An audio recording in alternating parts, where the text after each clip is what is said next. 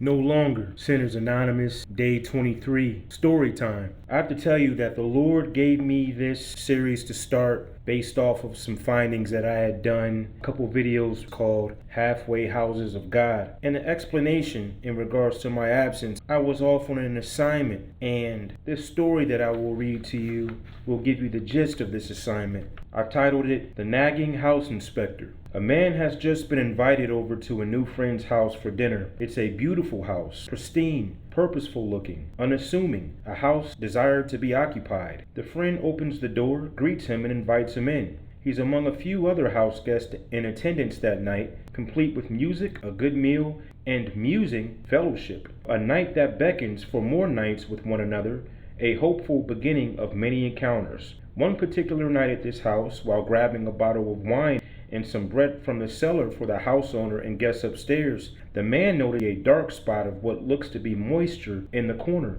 which is concrete. The man, who's a house inspector for the city by day, doesn't want to ruin dinner night, but from experience, this could be a sign of something. He relays this info to the homeowner later on in the evening after the other guests have left. Hey bud, when I was downstairs grabbing the bread and wine earlier, I noticed that you've got some moisture over there that you may want to look into. Could be a sign of corrosion. Just a suggestion. Maybe nothing major, but it could lead to something. The house owner friend thanks him and they part ways for the evening. Few dinner nights later, the house inspector friend sees more signs of erosion, yet again in the same area, grabbing more bread and wine for the guest and house owner upstairs. This time, it looks to be a puddle and some discoloration on the wall. The nagging house inspector friend, always inspecting, doesn't want to be bothersome, but it's his friend. He cares for him. It's a beautiful house, and he can't help but see some things that aren't right. It's what he does. He warns his friend again, and the friend says, "It's okay, I've got it under control." The owner does some cleanup, some halfway patches in the area that weekend. No sweat. The invited house guest inspector friend, he's growing more concerned. It's his specialty. He can't help but to care. He calls him and says, "Those patches won't work. There's an issue beneath the surface," warning the friend again.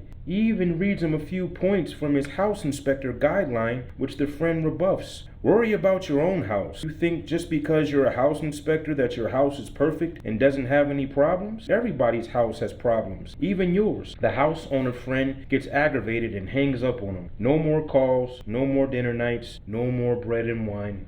Sometime later, unbeknownst to the homeowner, the corner in his house under the surface has been undergoing the process of erosion. A bad concrete mixture is to blame, which had been laid at the time the house was being built. Over time, the cracks in the foundation began to show, which resulted in the structure of that house being compromised, developing into a very pronounced lean. The house gets deemed unlivable, uninhabitable, and condemned. The house inspector friend guy hears of this and calls the house owner. "Sorry to hear about your house." The homeowner says, "It's all good. Won't be the first house or the last house it happens to." The house inspector pauses and says, "But your house was supposed to be a house of God."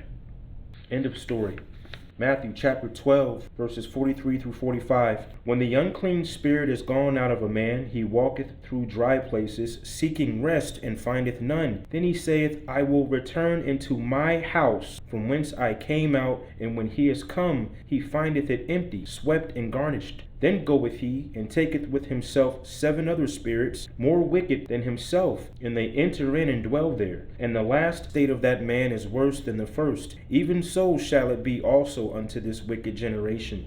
1 Peter chapter 4, verse 17 says, For the time is come that judgment must begin at the house of God. And if it first begin at us, what shall the end of them be that obey not the gospel of God? Titus 1:13 says, This witness is true. Wherefore, rebuke them sharply, that they may be sound in the faith.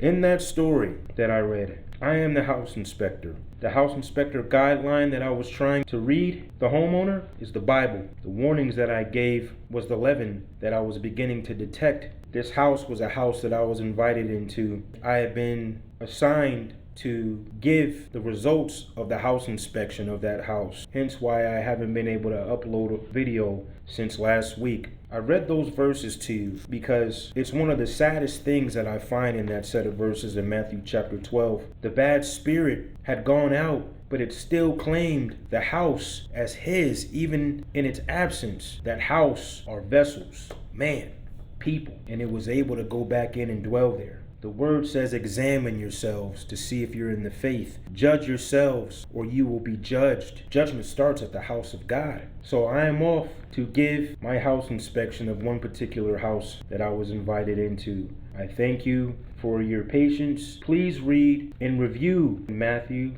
chapter 7, 12, and 13, going into No Longer Sinners Anonymous, day 24, which we will get to tomorrow, Lord willing. Until then, be blessed in Jesus' name.